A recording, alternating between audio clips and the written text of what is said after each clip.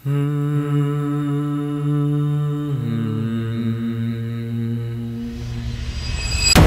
yan ang gusto mong laban sa rangay, pagbibigyan kita.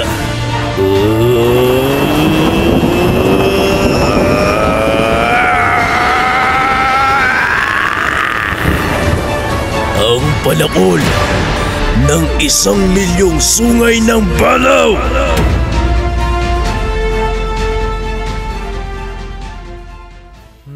Marindagit, Gabay Medalyon version 2. Kalabaw, mukha ni Haring Balaw at Gabay Medalyon. Sa lahat ng interesado, nasa comment section ang link. Ang original price ay 2,499. Naka-discount tayo ngayon mga kabayan. Makukuha mo siya sa halagang 1,499. Tatagal ang discount hanggang January 17. Habang tahimik na nagpapahinga ang mga mamamayan sa baryo, patuloy ang pakikipaglaban ng ating bida. Kung yan ang gusto mong laban sa rangay, pagbibigyan kita.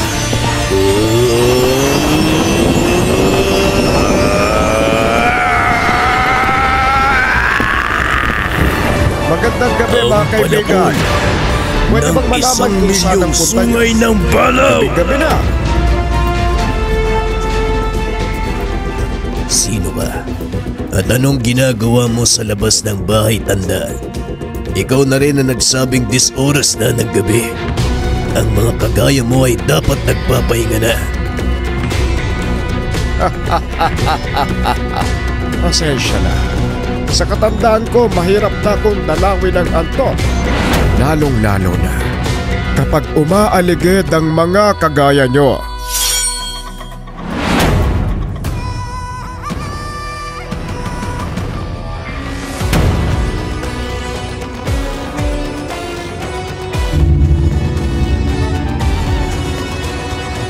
Ano sa tingin mo ang magagawa mo para pigilan kami?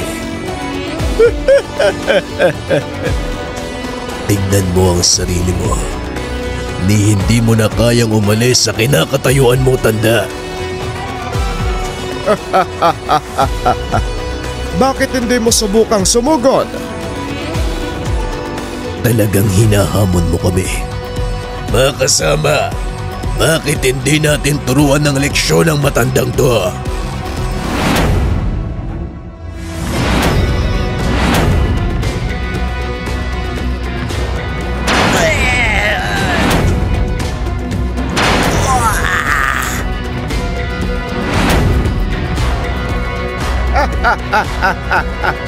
Eh sinong hinahanap nyo dyan? Nandito ako!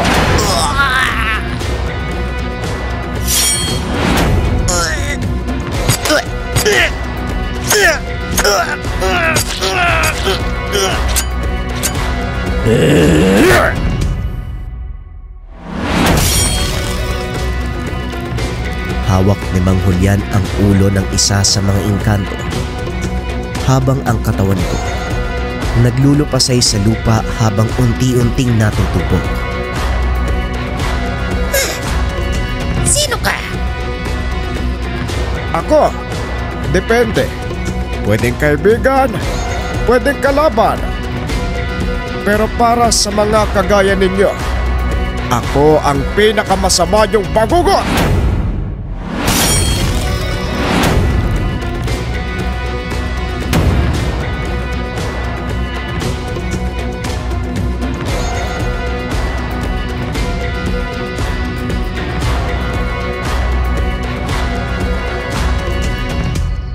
Pinagmasdan ng matanda habang unti-unting nagiging abo ang katawan ng mga nilalang. Wala siyang aatrasan, lalong-lalo na kung nakasalalay ang katahimikan ng baryo.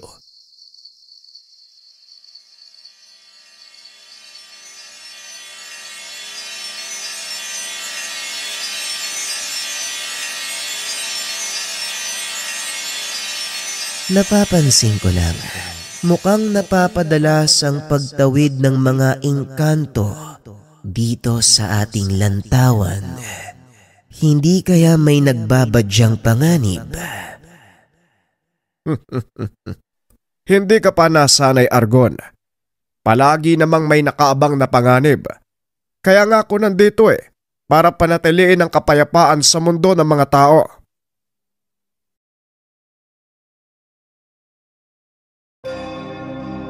Nakatira si Mang Julian sa pinakadulong bahagi ng baryo. Napapaligiran ng makapal na kagubatan ang tirahan ng matanda.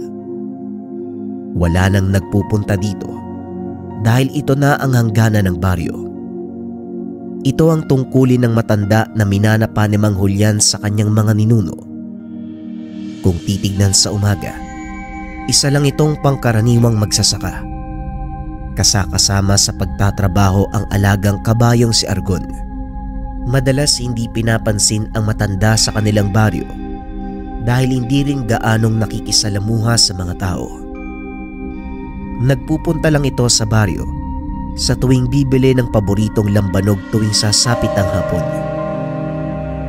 Habang payapang natutulog ang mga taga-baryo, buong gabing nagbabantay ang matanda sa kanyang atangan.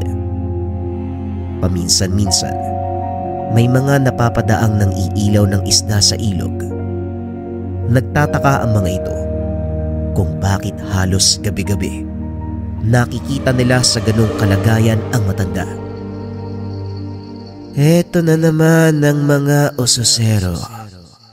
Mukhang nagdududa na ang mga taga-baryo. Hayaan mo silang isipin ang gusto nila, Argon. Hanggat alam kong nasa maayos sa kalagayan ng baryo, wala akong pakialam sa sinasabi ng mga tao. Habang nag-uusap, nakarinig ng malakas sa sigawan ng dalawa na tila ba nagmumula sa kakahuyan. Naloko na. Hindi basta-basta ang sigaw na yon. Halika na, bago pa mahuli ang lahat. Ang mabuti pa sumakay na ako sa likuran mo nang mabilis tayong makarating.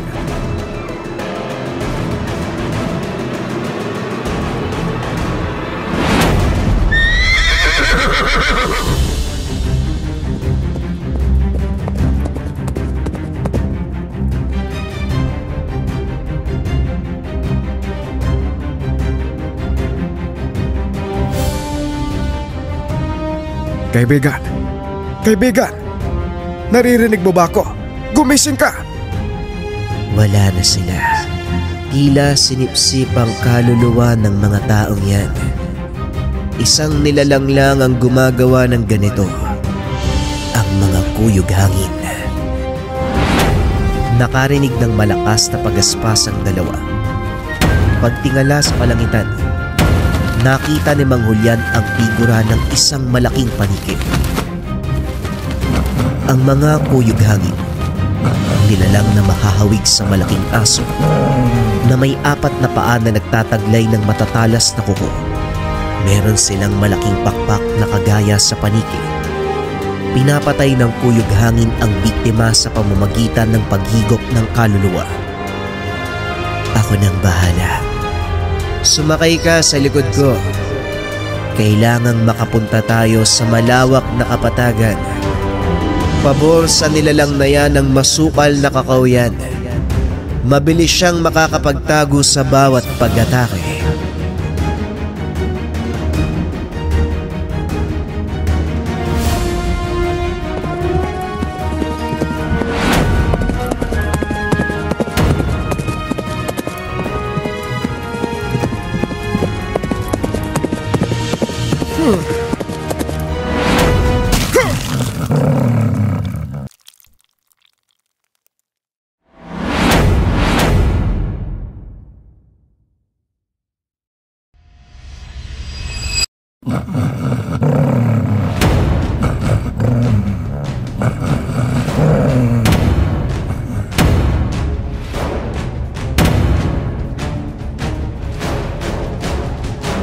Tignan natin kung ano ang magagawa nyo sa alaga kong kuyog hangin.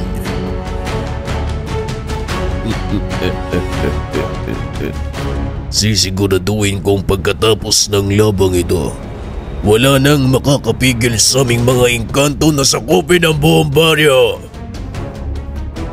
Ay nako, sakit sa ulo talaga kayong mga engkanto.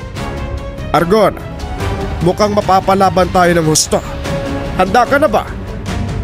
Hindi mo na ako kailangang sabihan, Julian.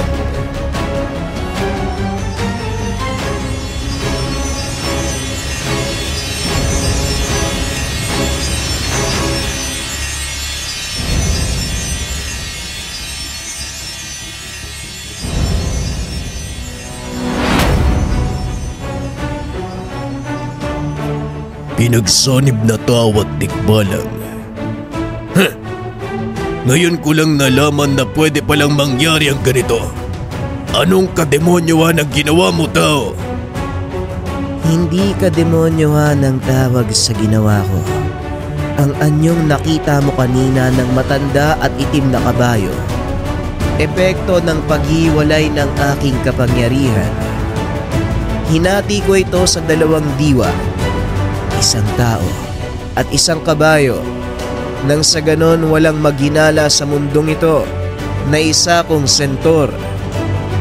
Wala akong pakialam kung isa ka mang sentor. Mapapasa amin ang lantawang ito, maging ang baryong pilit mong pinangangalagaan.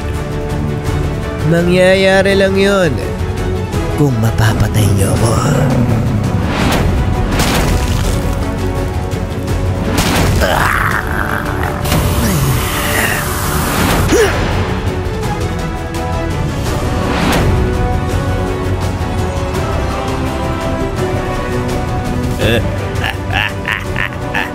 Ano sa palagay mo? Kaya mo pa rin bang makipagsabayan sa alaga ko?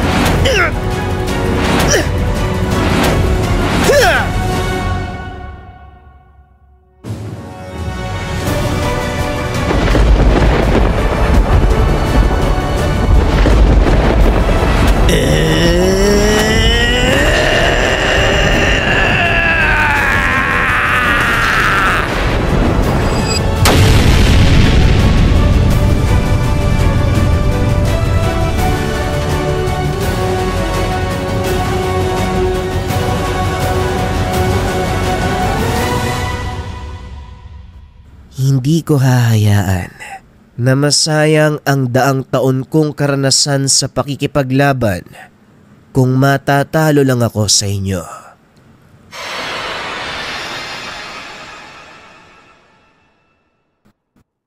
Mukhang hindi lang isang beses magpapakita ang ganitong uri ng nilalang. Kaya dapat kang maganda sa mas malalang pag-atake. Alam ko, Argon, at gaya ng isinumpa ko, hindi mapapatid ang aking saling lahi hanggat may mga masasamang engkanto na nagbabanta sa katahimikan ng baryong ito. Patuloy na pinangalagaan ni Mang Julian at Argon ang lagusan nang hindi nalalaman ng mga taga-baryo. Para sa matanda, gusto niyang mabigyan ng mapayapang pamumuhay ang mga mamamayan. Ito ang patuloy niyang pinangangalagaan. Hindi kailangan ng papuri sa ibang tao. Hindi kailangan ng atensyon. Ang tanging nasa puso ni Mang Julian, bigyan ng proteksyon ang sangkatauhan.